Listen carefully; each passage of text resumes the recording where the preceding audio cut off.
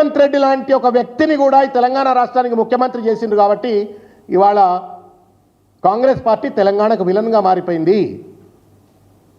ఒక బాధ్యత లేనటువంటి ఆర్ఆర్ ట్యాక్సులు వసూలు చేస్తూ సొంత రాష్ట్రాన్ని అధోగతి పాలైందని చెప్పని తప్పుడు ప్రచారం చేసి రాష్ట్రాన్ని విచ్ఛిన్న అధోగతి పాలు చేసినట్టు ఒక పాపానికి కాంగ్రెస్ పార్టీ విలన్ అయింది. నీ వల్లనే, నిన్ను ముఖ్యమంత్రి చేయడంతో విలన్ అయింది. ఇంకా దానికి కేసీఆర్ గారు ఏదో విలన్ అయింది అని చెప్పనగానే సంకల్కు జబ్బలు దరుచుకుంటున్నావు ఎందుకు? ఎవరినన్నాడు చెప్తారు ఇవాళ. It is only because of you as a leader of the state, as a leader of the Congress party, as a leader of the government. రాష్ట్రం ఇవాళ అధోగతి పాలైందంటే నీ కారణమే. నువ్వు ఒక్కటే సమాధానం చెప్పు. కర్ణాటక, మహారాష్ట్ర, ఒరిస్సా, మధ్యప్రదేశ్, నీ చుట్టూ ఉన్నటువంటి ఒక ఆంధ్రప్రదేశ్, అన్ని రాష్ట్రాల్లో రియల్ ఎస్టేట్ వాల్యూ ఎందుకు పెరిగింది? తెలంగాణలో ఎందుకు తగ్గింది? నువ్వు పెద్ద మొనగాడివే కదా, పటేల్వే కదా, నీకు రియల్ ఎస్టేట్ దందా గురించి తెలుసు కదా. ఎందుకు రియల్ ఎస్టేట్ వాల్యూ తగ్గింది? ₹1 కోటి ఉన్నటువంటి ఒక భూమి, చిన్న సన్నకారు రైతులు కూడా కోటీశ్వర్లు అయినటువంటి వాళ్ళు ఇవాళ ఎందుకు 40 లక్షలు 20 లక్షలకు ఎకరం ఎందుకు పడిపోయిందో సమాధానం చెప్పు. ఎందుకు పెట్టుబడులు రావట్లేవు చెప్పు. సిగ్గు ఎగ్గు లేకుండా చెప్తున్నాడు. 2.5 లక్షల పెట్టుబడులు తెచ్చేసిండట. అబ్రకదబ్రా ఇది. నేను అది కూడా చెప్తా ఉన్నా. పెట్టుబడులు రావాలంటే కూడా సూత్రం చెప్తా ఉంది. ఇలా దావోస్కు నువ్వు పోకు, శ్రీధర్ బాబుని పంపించండి. జపాన్కు శ్రీధర్ బాబుని తీసుకుపోండి. Let dog has to do dog's job and donkey has to do donkey job. గాడిద పని చేయాలా, గుర్రం పని చేయాలా, కుక్క పని చేయాలా. పెట్టుబడులు రావాలంటే చదువుకున్న వాళ్ళు పోయి మాట్లాడాలా. ఈ రాష్ట్రం నీ సొత్తు కాదయా, నువ్వు అన్నిట్లో నువ్వు ఏలుపెట్టడానికి. పెట్టుబడులు 10 లక్షలు తెచ్చేసిండట. 10 లక్ష ఉద్యోగాలు, 2.5 లక్షల పెట్టుబడులు. ఇది ఎక్కడ ముచ్చట? ఎవరు నమ్మాలి ఇది? ఎవరు చెవులో పూలు పెడతా ఉన్నావు? ఎవరి చెవులో పూలు పెడతా ఉన్నావు? చర్చకు వస్తావా? మళ్ళీ దానికి కేసీఆర్ గారు అసెంబ్లీకి వచ్చి చర్చ చేయాలట. అమరవీరుల స్తూపం దగ్గర చర్చ చేద్దాం, నీ డేటా పట్టుకరా. నీకు రావడానికి సిగ్లే, నీకు నామోషి అయితే పెద్ద మనిషి అయిపోయినా ముఖ్యమంత్రి అయినా కాబట్టి ఇంకెవరైనా పంపించి మేమన్నా వస్తాం వాడికి. దుర్మార్గమైనటువంటి రీతిలో తప్పుడు ప్రచారాలు చేస్తూ ఉన్నాడు, అబద్ధాలు ఆడుతూ ఉన్నాడు. ఏ వర్గ ప్రజలన్నా ఇవాళ సంతోషంగా ఉన్నారా చెప్పురి?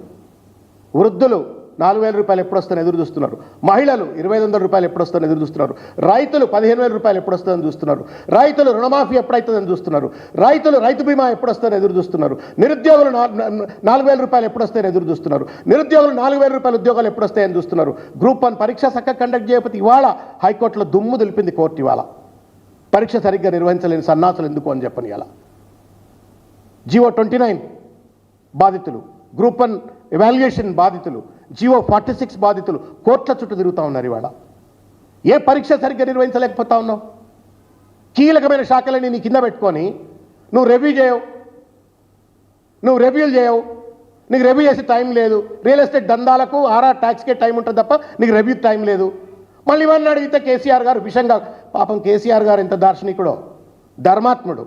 మేము డాన్స్ మీద కూర్చొని అనుకున్నాం ఎందుకు తిడతలేడు రేవంత్ రెడ్డిని అని చెప్పని. అంటే ఈ పనికిరాను ఎందుకు తిట్టాలని చెప్పని ఆయన తిట్టలేదు.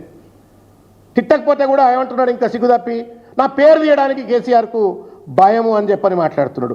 మీ గురువు గారైన నరేంద్ర మోడీ గారినే ఫాసిస్ట్ అన్నాడు. కేసీఆర్ గారికి భయం కాదు, హుందాతనంతో రాజకీయం చేసి ఇక దందాతనంతో రాజకీయం చేయలే. అందుకే ఆయన ఏం అనలే. దాన్ని కూడా నా పేరు తీయడానికి భయపడ్డాడు అని చెప్పని. ఆ మీటింగ్ ఏం మీటింగ్ అది? మన పిల్లలు చిన్నపిల్లలు కూర్చున్నప్పుడు కూడా ఏం మాట్లాడాలా, ఏం మాట్లాడొద్దు, ఏ అంశాన్ని లేవనెత్తాలా అని చెప్పని కనీస విజ్ఞత, చదువురానటువంటి వాళ్ళు, కూలి పని చేసుకుంటే వాళ్ళు కూడా విజ్ఞత ఉంటుంది. కానీ ముఖ్యమంత్రి కుర్చీలో కూర్చున్న ఆయనకు లేదు. ఇది తెలంగాణ చేసుకున్నటువంటి ఒక శాపం ఇవాళ. అందుకే కాంగ్రెస్ పార్టీ విలన్ అయింది. ఇటువంటి వ్యక్తిని తీసుకొచ్చి ముఖ్యమంత్రి కుర్చీలో కూర్చోబెట్టింది కాబట్టే ఇవాళ శాపంగా మారింది అని చెప్పి నేను భావిస్తూ ఉన్నాను. నేను అడుగుతా ఉన్నా సూటిగా, కళ్యాణ లక్ష్మి షాదీ ముబారక్ ఆగిందా అంటున్నావు, తులం బంగారం ఇచ్చినావయా? అది ఏమన్నా నాకు అల్జీమర్స్ వ్యాధి ఉన్నట్టుంది రేవంత్ రెడ్డి గారికి. షాదీ ముబారక్ ఆగిందా అంటున్నాడు. మరి తులం బంగారం ఎవరు ఇవ్వాలా? నువ్వే అన్నావు కదా ఇస్తా అని చెప్పని. 2,000 పెన్షన్ 4,000 పెన్షన్ చేస్తా అన్నావు, చేసినవా? చేయలే. ప్రతి ఆడపిల్లకు నెలకు ₹2,500 ఇచ్చినవా? ఇవ్వలేదు.